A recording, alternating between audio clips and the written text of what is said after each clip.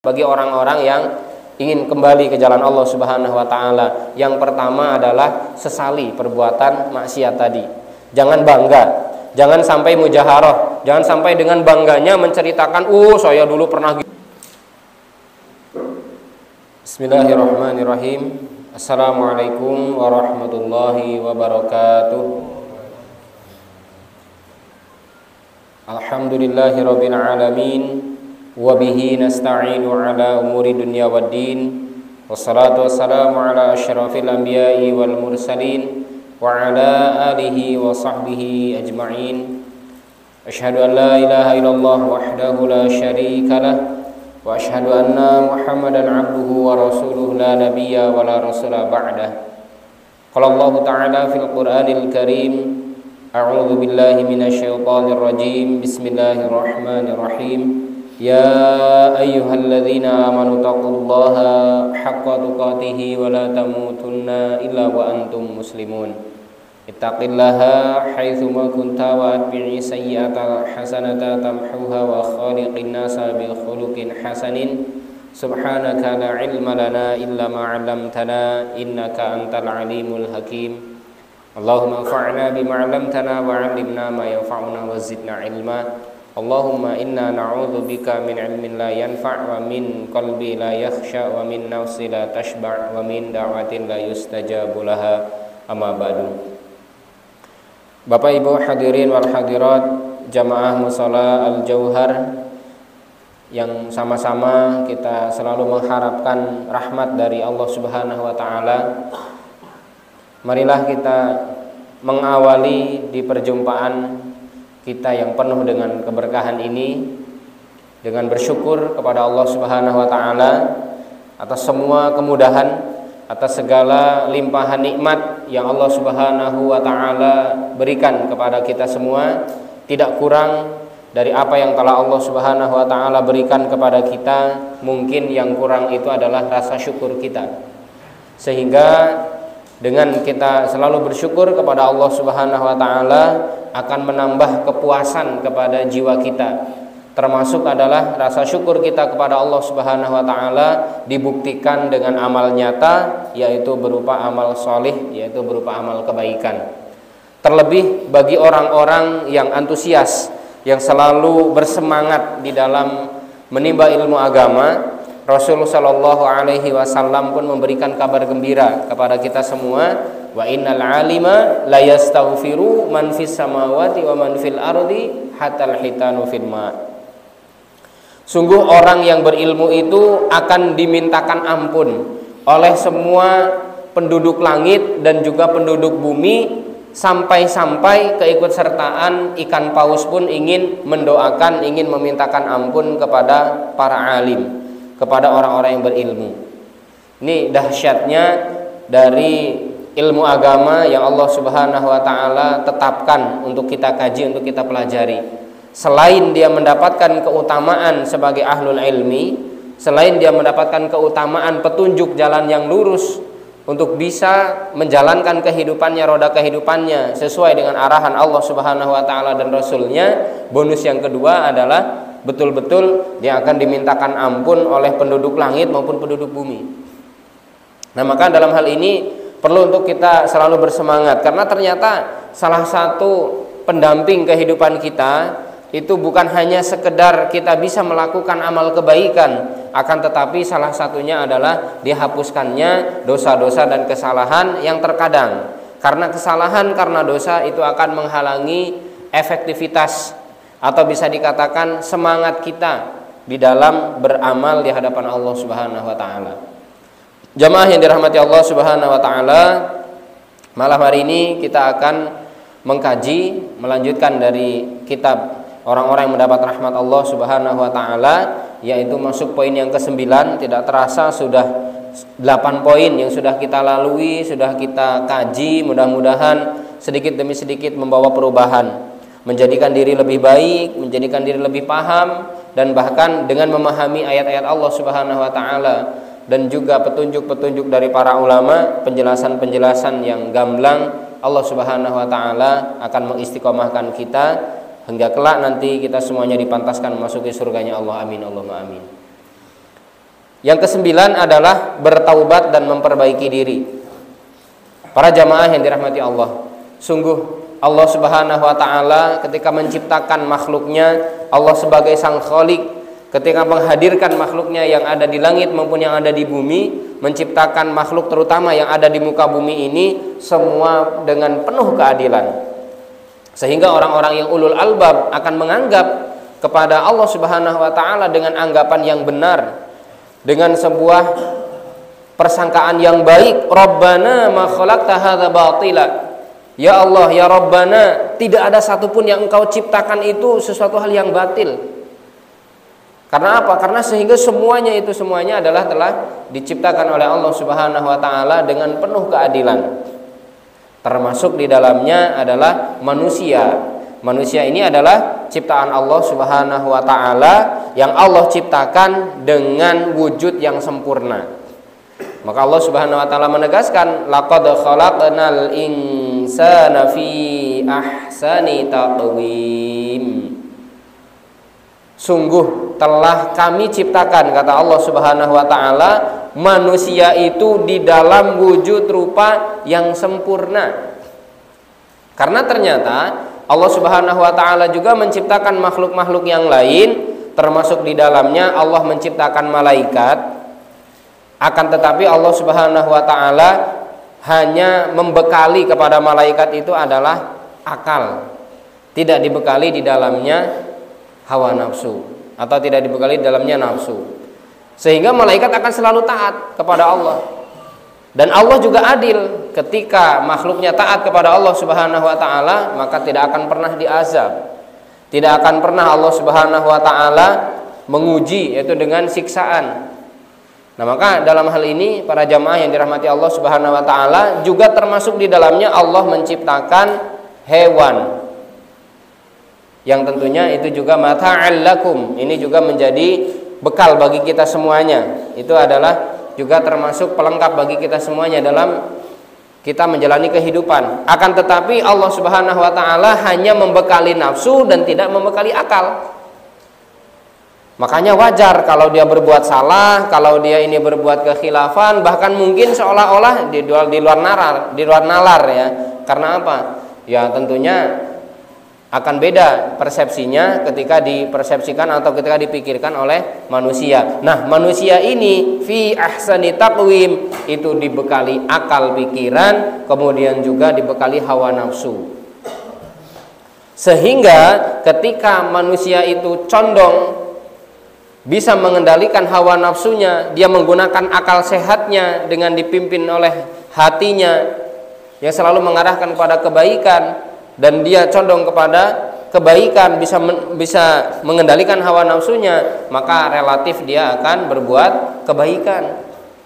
Akan tetapi sayangnya, ironinya, ketika manusia ini mengikuti hawa nafsunya dan akal sehatnya tidak digunakan untuk berpikir tentang hal-hal yang menjadi satu ketetapan Allah Subhanahu wa taala berupa kewajiban, kemudian juga larangan Allah Subhanahu wa taala berupa pengingkaran yang perlu untuk kita jauhi, maka dalam hal ini bisa jadi manusia terjerumus kepada kemaksiatan.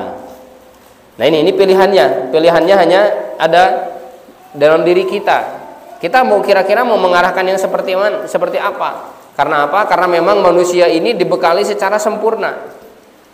Ada dua alat yang memang Allah Subhanahu wa taala bekalkan kepada kita, yaitu akal sehat ya, akal, kemudian yang kedua adalah Allah juga membekali kita semuanya dengan hawa nafsu. Nah, jamaah yang dirahmati Allah Subhanahu wa taala, maka kecenderungan untuk berbuat dosa itu banyak sekali terjadi, tentunya karena apa? Karena manusia banyak mengikuti hawa nafsunya. Kendati pun demikian, meskipun seperti itu Bapak Ibu sekalian, ternyata Allah Subhanahu wa taala masih memberikan kesempatan kepada kita untuk bisa lebih baik, untuk mampu memperbaiki diri, untuk kembali berinabah kalau dalam bahasa syar'inya kepada Allah Subhanahu wa taala, untuk kita betul-betul menyesali segala bentuk apapun yang pernah dilakukan dari berbagai bentuk kesalahan. Tentu beda antara perlakuan Allah sebagai khalik dengan makhluknya. Coba bayangkan, di tengah masyarakat Kita mengenal ada seorang penjahat, kita mengenal ada seorang pencuri kelas kakap. Akan tetapi ternyata di dalam perjalanan waktu dia bertobat kepada Allah Subhanahu wa taala. Bahkan sudah mungkin keluar masuk penjara, akan tetapi ternyata dia mau menghampiri hidayah, mau meraih petunjuk dari Allah Subhanahu wa taala, sehingga petunjuk itu betul-betul bersarang di dalam jiwanya, di dalam hatinya. Akan tetapi cap bahwasanya dia mantan preman itu masih melekat. Ya atau tidak kira-kira? Kadang masih melekat, nggak kayak mantan preman jadi ustadz. Nah, bisa jadi seperti itu. Tetap ada X misalkan, X ini tahanan narkoba, nah, seperti itu. Nah, maka dalam hal ini beda halnya dengan bagaimana pensikapan dari Allah Subhanahu wa taala. Seperti apapun jahatnya, seperti apapun kehebatannya dia di dalam berbuat kemungkaran kepada Allah Subhanahu wa taala, akan tetapi Allah Subhanahu wa taala masih selalu memberikan kepada hambanya yaitu secercah harapan. Secercah harapan untuk apa? Kembali ke jalan Allah Subhanahu wa taala. Karena sering kita sampaikan bahwa rahmat Allah lebih luas daripada murkanya. Akan tetapi jangan remehkan murka dan ancaman dari Allah Subhanahu wa taala. Jamaah yang dirahmati Allah Subhanahu wa taala, sehingga Allah Subhanahu wa taala menegaskan. Allah berfirman di dalam surah Al-An'am, surah yang ke-6 di ayat yang ke-54. A'udzu billahi minasyaitonir rajim. Wa idza ja'akal ladzina yu'minuna biayatina, dan apabila datang kepadamu orang-orang yang beriman kepada ayat-ayat kami, kata Allah Subhanahu wa taala. Jadi siapapun yang datang dari orang-orang beriman, mengimani ayat-ayat Allah Subhanahu wa taala, faqul salamun alaikum, maka katakanlah kepada mereka, salamun alaikum, selamat sejahtera atas kalian. Salamun alaikum itu adalah bentuk penghormatan. Kataba rabbukum ala nafsihi rahmah, karena apa? Rabbmu telah menetapkan atas dirinya rahmat, yaitu kasih sayang. Makanya Allah Subhanahu wa taala itu tidak hanya sekedar memiliki cinta kepada hambanya, akan tetapi Allah Subhanahu wa taala memiliki kasih sayang. Ternyata ada bedanya Bapak Ibu sekalian antara cinta dengan kasih sayang. Kalau cinta itu ternyata terbatas, akan tetapi kalau kasih sayang itu akan luas. Kasih sayang itu akan panjang. Kasih sayang itu tentunya sepanjang kehidupan. Maka dalam hal ini kita sangat membutuhkan sekali rahmat Allah, yaitu kasih sayang dari Allah Subhanahu wa taala. Meskipun Allah Subhanahu wa taala tentu akan berbeda dengan makhluknya. Allah Subhanahu wa taala lebih luas kasih sayangnya daripada makhluknya. Maka ketika ada orang beriman tadi hadir, datang menghampiri kita semuanya, bahwasanya sampaikan salamun alaikum kataba rabbukum ala nafsihi rahmah, telah Allah tetapkan di atas diri Allah Subhanahu wa taala itu adalah bagi Allah adalah rahmat, yaitu kasih sayang. Sana sana. Gue usah bolak-balik terus. Kemudian annahu man amila minkum su'an bijahalatin, dan bahwasanya siapapun yang berbuat, siapapun yang beramal di antara kalian, yaitu keburukan karena kebodohan yang pernah dia miliki. Makanya Bapak Ibu sekalian, kita nuntut ilmu itu adalah salah satu fungsi dari ilmu itu, salah satunya adalah liraf'il jahli, untuk mengangkat yang namanya kebodohan. Bukan kemudian saya ini mengatakan kita semuanya bodoh kemudian kita nuntut ilmu, bukan demikian. Akan tetapi wujud kita bersemangat di dalam bertolabul ilmi itu apa? Mengangkat ketidaktahuan yang ada dalam diri kita, sehingga tersingkap apapun yang kita tidak ketahui, sehingga semuanya akan jelas, ya, tidak samar, semuanya akan terang benderang. Oh, ternyata ini halal, yang ini haram. Nah, ini maka termasuk di dalamnya perbuatan jahat yang pernah dilakukan karena kebodohan, karena masa lampau, karena masa lalu, yang kemudian itu bergelimang dengan berbagai bentuk keburukan demi keburukan karena memang atas dasar kejahilan. Karena atas dasar kita ini tidak tahu tentang hukum dan kita menerabas hukum tadi yang Allah Subhanahu wa taala ternyata melarang hal tersebut untuk dilanggar, ya. Maka kemudian dalam hal ini Allah Subhanahu wa taala akan menerima, ya, tsumma taba min ba'dih, kemudian orang tadi bertaubat, orang tadi kembali setelah dia melakukan keburukan-keburukan yang sebisal, setelah dia selalu mungkin betah dengan kejahilannya. Maka dalam hal ini Allah Subhanahu wa taala akan menerima taubatnya, wa aslaha, dan kemudian dia mau mengislah. Mengislah ini artinya adalah memperbaiki diri. Betul-betul ingin memperbaiki diri, semua hal-hal yang lalu ingin diganti dengan sebuah kebaikan. Bagaimanapun caranya, kalaupun mungkin tidak bisa secara langsung, spontan, sekonyong-konyong, tentu ada tahapan.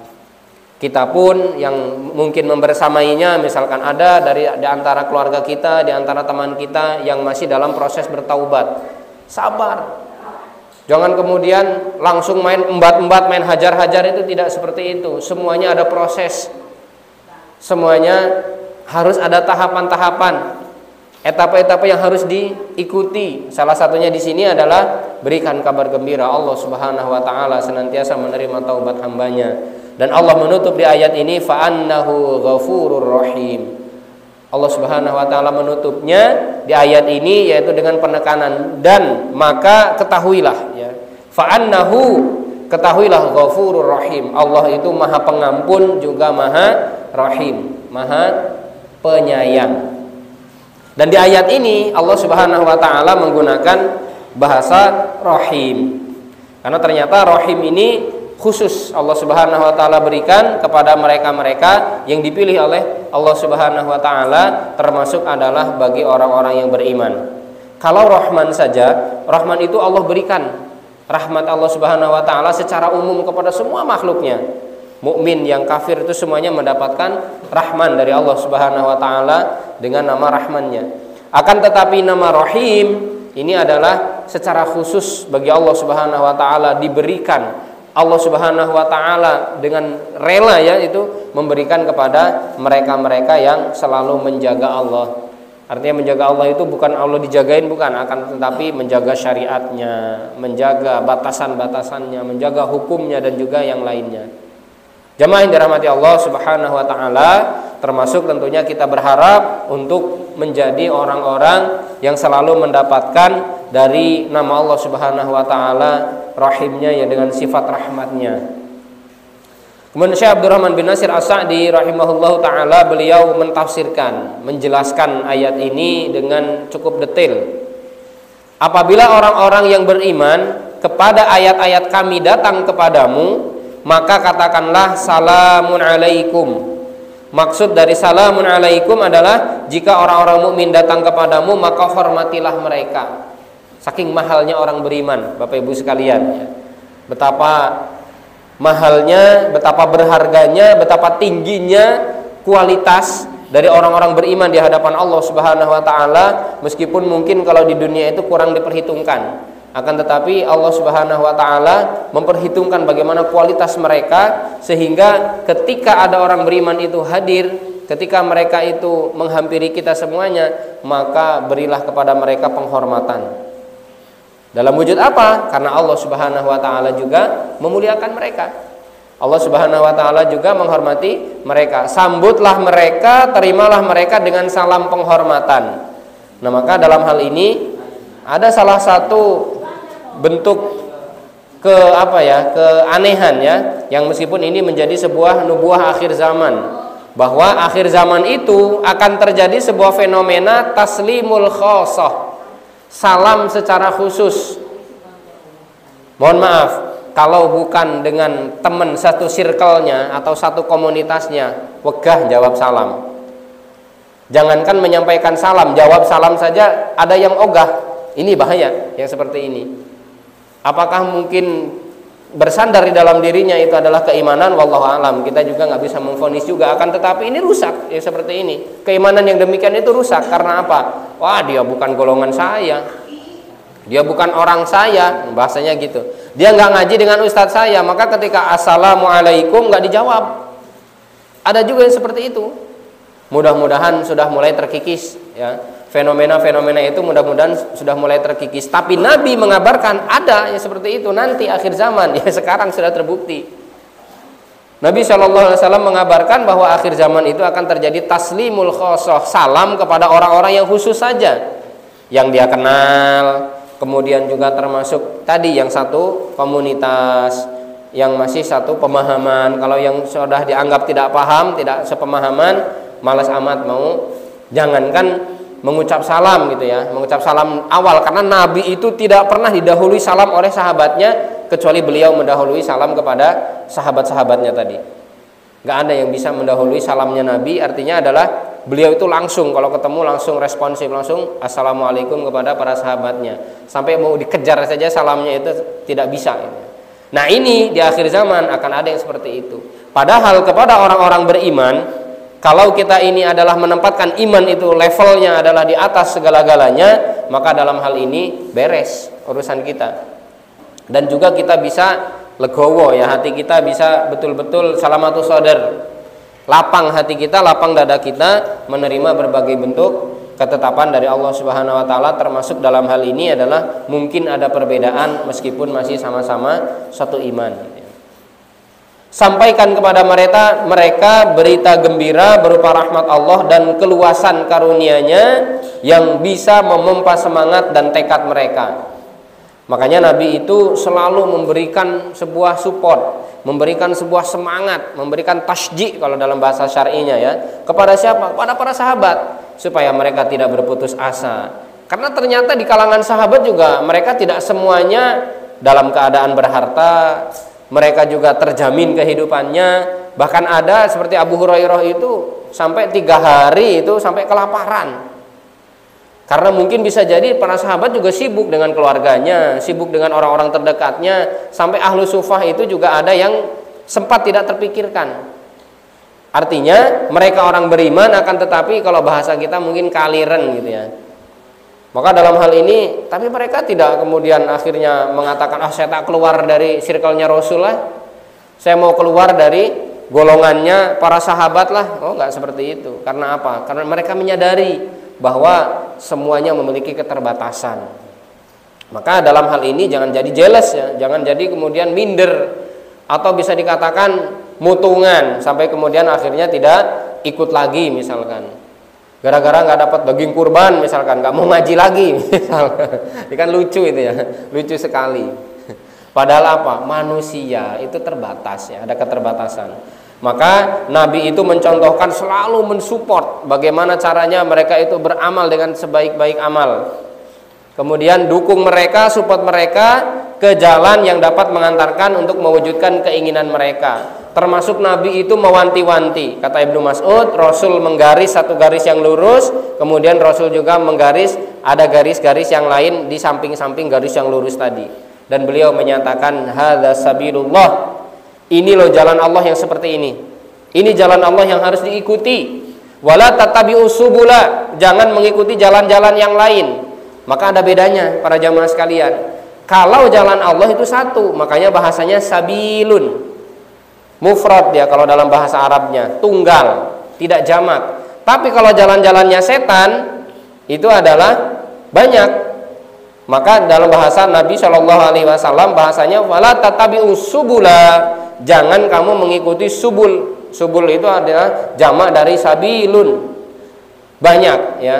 Jadi jalan-jalan setan itu lebih banyak, tapi juga lebih banyak juga manusia yang terjerumus, yang mereka juga berjalan meniti di jalan setan itu tadi, tapi jalan Allah Subhanahu wa taala tunggal. Jalan Allah Subhanahu wa taala itu hanyalah satu ya, yaitu jalan kebenaran, jalannya Al-Qur'an, jalannya sunnah Nabi yang semua dipraktekkan oleh para sahabat dan juga para salafus salih ya. Termasuk di dalamnya adalah takut-takutilah mereka dari melakukan dosa secara terus-menerus. Maka ada cara dakwah yang memang efektif yang diajarkan oleh Nabi, Yang pertama, ud'u ila sabili rabbika bil hikmah. Serulah manusia itu ke jalan Rabbmu dengan hikmah. Hikmah itu seperti apa sih? Hikmah itu adalah dengan kelemah lembutan, bukan dengan tuduhan, bukan menghakimi.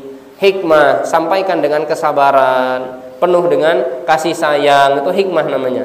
Ilmu, bukan karena hawa nafsu. Wal mau'izatil hasanah, kemudian juga dengan mau'izah. Mau'izah itu termasuk ditekankan kepada mereka yang sudah berilmu, diingatkan kembali. Itu nggak boleh yang seperti itu. Riba haram, seperti apapun bentuknya, pokoknya namanya riba haram. Kalau namanya sudah riba, maupun cabang-cabangnya pun sama. Misalkan khamr itu haram, zina itu haram. Alhamdulillah ya, kalau misalkan betul kabarnya, insya Allah pengibar atau paskibraka khusus untuk yang putri dibolehkan berhijab ya. Itu sudah fix. Alhamdulillah. Yang tadinya kontroversi ya.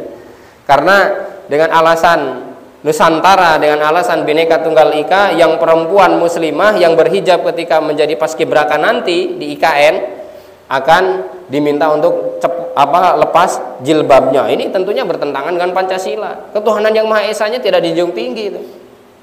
Dan kita ini betul-betul dilindungi. Salah satunya adalah di pasal yang memang di situ betul-betul menjadi pegangan ya, bahwa negara menjamin kebebasan beragama kepada agama yang diakui di Indonesia ini tadi. Termasuk mayoritas kita adalah pemeluk agama Islam. Kok mau dinodai? Maka alhamdulillah banyak sekali, termasuk ketua MUI. Sampai beliau mengatakan ini, Kiai Haji Khalil Nafis itu, bahwasanya adik-adik, kalau Anda ini misalkan kok dipaksa seperti itu hanya untuk memperingati kemerdekaan, tapi Anda tidak merdeka di hadapan Allah, pulang saja. Tuh, bahasa tegas dari MUI. Beliau meskipun independen, akan tetapi sebagai alim ya harus tegas. Karena apa? Kita tidak benci dengan itu. Karena apa? Tapi kita membenci ketika syariat Allah Subhanahu wa taala diinjak-injak. Intinya seperti itu. Maka takut-takutilah mereka. Karena dia muslim. Ternyata dia muslim yang mengatakan bahwasanya untuk Bhinneka Tunggal Ika maka perempuan yang muslimah wajib lepas jilbab. Nah, ini harus kita sampaikan, tegaskan kepada mereka. Nah, ini hak Allah Subhanahu wa taala yang harus dihargai, yang harus dihormati. Alhamdulillah, saya tadi lihat di Facebook itu ya. Insya Allah ya, nanti di hari H mereka yang muslimah tetap memakai hijab ya ketika menjadi paskibraka atau pasukan pengibar bendera pusaka. Ya, mudah-mudahan Allah Subhanahu wa taala memberikan kekuatan kepada kita semuanya untuk bisa menjaga negeri ini dari kemerdekaan yang Allah berikan kepada kita, yang kita rebut dari tangan penjajah ya, para kufar ya. Maka takut-takutilah, nggak apa-apa. Karena apa? Karena ternyata manusia itu terkadang terlena. Terkadang manusia itu karena haus jabatan atau mungkin pengen hubus syuhrah, ingin dikenal, pengen tenar, pengen viral, sampai kemudian akhirnya dia melakukan hal-hal yang sebenarnya tidak perlu dilakukan. Apalagi sekelas mereka ini adalah pejabat teras. Ini sebenarnya tidak perlu untuk dilakukan. Ya, mudah-mudahan Allah Subhanahu wa taala ketika dia mau bertaubat mengampuninya ya. Perintahkan mereka agar bertaubat dari dosa-dosa supaya mereka mendapatkan ampunan dan karunia Allah Subhanahu wa taala. Oleh karena itu Allah berfirman, Rabbmu telah menetapkan atas dirinya rahmat, yaitu kasih sayang, yaitu bahwasanya barang siapa yang berbuat kejahatan di antara kamu lantaran kejahilan, kemudian ia bertaubat setelah mengerjakannya dan mengadakan perbaikan, maksudnya adalah taubat itu dengan 3 hal. Imam Nawawi beliau mencantumkan ya, menjelaskan di dalam kitab Riyadhus Shalihinnya, di dalam bab taubah, bab tentang taubat itu ada 3 hal yang harus dilakukan bagi orang-orang yang ingin kembali ke jalan Allah Subhanahu wa taala. Yang pertama adalah sesali perbuatan maksiat tadi. Jangan bangga, jangan sampai mujaharah, jangan sampai dengan bangganya menceritakan, saya dulu pernah gini. Kalaupun misalkan kalau itu sebagai bentuk pelajaran supaya orang tidak terjerumus, maka secara khusus saja misalkan. Jadi jangan bangga diumum-umumkan kalau dulu bahwasanya saya pernah bermaksiat ABCD misalkan, nggak perlu. Akan tetapi sebagai bentuk peringatan agar Anda tidak terjerumus, maka saya sampaikan misalkan demikian. Itu masih dalam ranah dibolehkan ya. Yang penting tadi niatnya bukan mujaharah. Mujaharah itu artinya malah menampakkan keburukan yang dulu. Satu, sesali kalau itu adalah perbuatan buruk dan melanggar syariat, melanggar ketetapan Allah. Yang kedua adalah setelah disesali, maka untuk yang keduanya yaitu memperbaiki diri dengan mengganti dari apa yang dulu ternyata itu keburukan, yaitu diganti dengan kebaikan. Watbil hasanat, watbil sayyi'atal hasanata tamhuha, kata Nabi kan gitu ya. Ittaqillaha haitsuma kunta watbil sayyi'atal hasanata tamhuha. Maka ketika itu keburukan iringi dengan kebaikan, niscaya Allah Subhanahu wa taala akan hapuskan keburukannya itu tadi. Kemudian setelah kita menyesal, lalu berhenti yang kedua ya, berhenti dari keburukan tadi, jangan sampai diulang-ulang kembali. Dan yang ketiga tadi, mengganti keburukan itu dengan kebaikan semampu kita. Karena ternyata ada rumusnya, fattaqullah mastata'tum. Bertakwalah kepada Allah sesuai dengan kemampuan kalian. Dengan segenap kemampuan, akan tetapi bukan sesuai kemampuan itu akhirnya menyerah di perjalanan, tidak. Apa yang kira-kira kita mampu sekarang kita lakukan untuk mengganti, menembeli semua keburukan yang dulu pernah kita lakukan, lakukan. Apa saja misalkan, ya tentunya kita punya histori masing-masing, kita punya sejarah masing-masing. Ya Allah, saya dulu ini jarang sholat.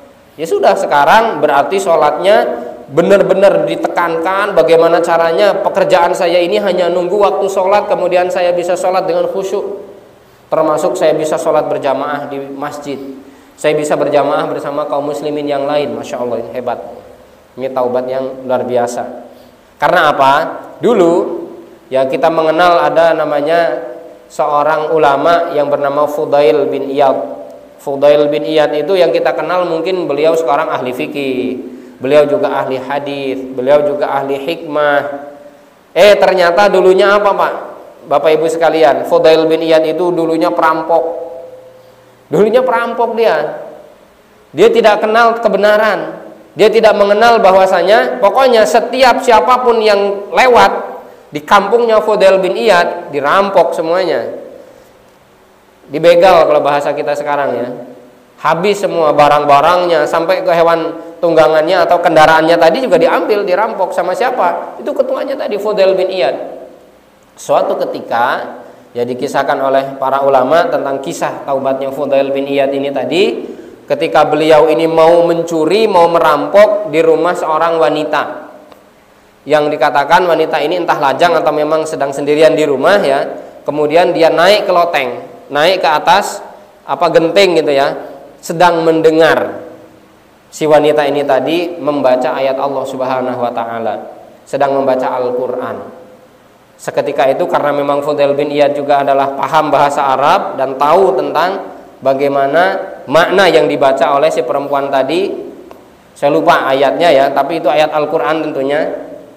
Alam ya'ninillahi alladzina amanu an takhsha'a qulubuhum li dzikrillah.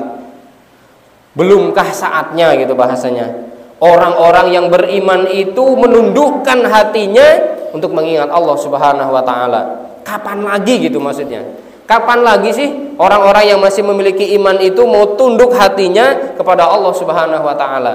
Sampai kemudian bergetar jiwa, kemudian badan dari Fudail bin Iyad itu tadi ketika dia ingin masuk ke rumah tadi, ingin merampok dan bahkan mungkin ingin memperkosa dari si perempuan itu tadi. Kemudian dia mengatakan, ya Allah, inilah waktunya ya Allah, inilah saatnya ya Allah. Padahal tadinya bayangkan dia ini tidak ada kebaikannya sama sekali.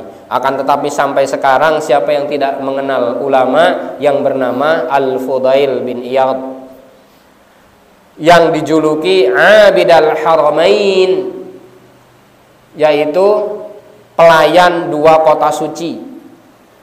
Nah, jadi dijulukinya Al-Fudail bin Iyad ini adalah oleh para ulama sebagai Abidal Haramain, yaitu pelayan dua kota suci. Haramain itu mana? Makkah dan Madinah.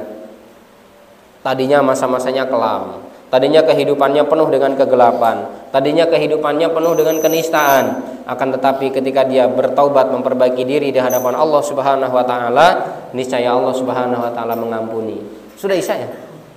Sudah? Belum? Kemudian selanjutnya ada juga kisah dari seorang wanita yang berzina.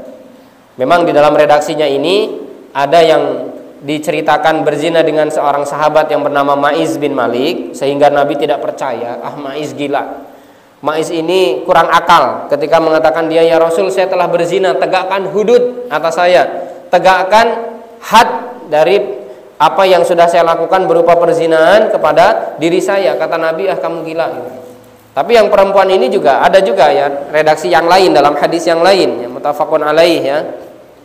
Jadi si perempuan ini mengaku berzina kepada Rasul Shallallahu Alaihi Wasallam, minta ditegakkan hudud. Padahal kalau pemimpin atau kalau Amirul Mukminin, penguasa setempat itu tidak tahu tentang perbuatan zina tadi dan tidak disaksikan oleh 4 orang saksi yang jelas-jelas melihat seperti timba masuk ke dalam sumur, bahasanya seperti itu ya, atau mungkin benang masuk ke dalam lubang jarum, jelas seperti itu, maka dalam hal ini dia boleh terbebas dari hukuman rajam kalau dia adalah muhson atau salah satunya setelah menikah ya. Dan yang menuduh kalau cuma 3 misalkan, karena kan harusnya arba'atu syuhada, ada 4 saksi. Kalau cuma 3, maka yang ngomong bahwa dia berzina gini, maka dia dicambuk 80 kali. Wala yaqbalu syahadatan abada. Wala tuqbalu syahadatan abada itu tidak akan diterima persaksiannya selama-lamanya. Tapi kalau misalkan dia malah mengaku kepada penguasa, mau tidak mau harus dirajam. Ya, di dalam hukum Islam itu seperti itu. Jadi ketika itu Nabi didatangi oleh seorang wanita, ada yang bercerita ini namanya wanita dari Bani Ghamidiyah, ada juga hanya imro'ah gitu aja. Dia berzina, az-zunnah gitu ya. Kemudian setelah itu minta diadili oleh Rasul. Akhirnya sama Nabi, ya sudah, kamu masih hamil. Ya saya sampai hamil. Mana buktinya? Ini saya hamil. Ini saya hamil anak dari hasil zina. Ya sudah, lahirkan dulu kata Nabi. Nih, bagaimana kasih sayang Rasul kepada umatnya, meskipun dia bersalah, tetap diberi kesempatan untuk bisa berbuat baik. Tapi mau tidak mau harus ditegakkan karena ini hukum yang memang konsekuensi dari Allah Subhanahu wa taala. Sampai dia jadi hamil tadi, melahirkan, setelah itu kemudian datang lagi, ya Rasul, ini sudah saya lahirkan anak saya, bagaimana konsekuensinya lagi? Susui, selesaikan dulu penyusuannya sampai selesai. Sudah disusui, baru kemudian akhirnya si perempuan ini tadi ditanam di dalam tanah, disisakan bagian kepalanya, dilempari dengan batu. Batunya juga bukan batu langsung besar gede gitu, enggak, bukan batu seperti batu apa kalau di sini, batu gede-gede itu batu apa? Batu bukan split juga yang kecil-kecil, bukan ya. Tapi yang memang dia menyakitkan, akan tetapi tidak langsung membunuh. Karena apa? Kalau kata Imam Ibnu Qayyim Al-Jauziyah, kenapa kok dosa bagi perbuatan zina itu harus dirajam dan juga sekujur tubuh itu harus merasakannya? Karena apa? Karena dia sudah merasakan dengan sekujur tubuhnya kenikmatan yang sesaat, dan itu adalah suatu hal yang nista di hadapan Allah Subhanahu wa taala, maka dia pun harus merasakan kesakitan sekujur tubuh. Karena apa? Karena dia bertaubat ya, kembali ke jalan Allah Subhanahu wa taala, dan dia diterima taubatnya kalau sudah seperti itu. Tapi kalau zinanya yang muhson atau dia sudah menikah gitu ya, kemudian dia berzina tadi sampai kemudian dilempari, hingga akhirnya Umar bin Khattab ya, kalau dalam Riyadhus Shalihin ya yang saya baca, kalau dalam Riyadhus Shalihin itu Umar bin Khattab sampai ketika si wanita sudah meninggal, sudah mati tadi karena dirajam, kemudian Rasul menyolatkan, kata Umar, wahai Rasulullah, apakah engkau menyolatkan wanita itu tadi? Mengapa tidak wahai Umar itu? Bukankah dia pezina ya Rasul gitu? Umar, ketahuilah, sesungguhnya seandainya amal taubat, seandainya pahala bertaubatnya si perempuan ini tadi sampai dia minta dirajam, sampai dia kemudian menghembuskan nafas terakhirnya, itu karena Allah Subhanahu wa taala, dan amal ini dibagikan kepada 70 penduduk Madinah, la wasi'athum, sungguh itu akan mencukupi, bahkan turah, bahkan sisa. Allah Subhanahu wa taala menerima pertaubatan para hamba-hambanya yang mereka ini serius dan bersungguh-sungguh di dalam taubatnya. Maka jamaah yang dirahmati Allah Subhanahu wa taala, salah satu kunci untuk kita mendapat rahmat Allah itu adalah dengan bertaubat dan memperbaiki diri. Sehingga apa? Dengan kita bertaubat kembali kepada Allah, kita melihat bagaimana secercah cahaya harapan ya Allah Subhanahu wa taala berikan kepada kita, sehingga ini akan menuntun kita semuanya ke jalan yang lebih baik. Tidak ada satupun mungkin di antara kita yang ujuk-ujuk lahir dalam keadaan soleh, dalam keadaan baik, di dalam keadaan mereka-mereka ini bertumpuk amal kebaikannya. Karena apa? Kita semuanya pasti memiliki masa-masa kelam.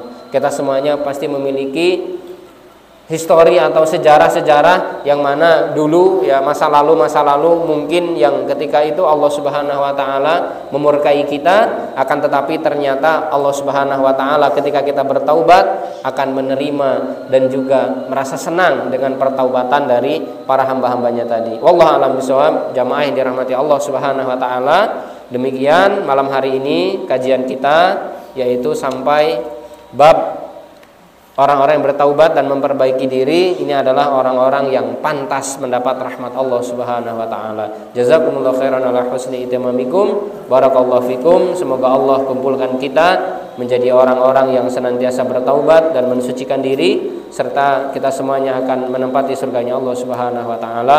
Billahi taufiq wal hidayah. Wassalamualaikum warahmatullahi wabarakatuh. هبت كالريح كالريح كالريح قوية، جبت كالنار كالنار كالنار وضية.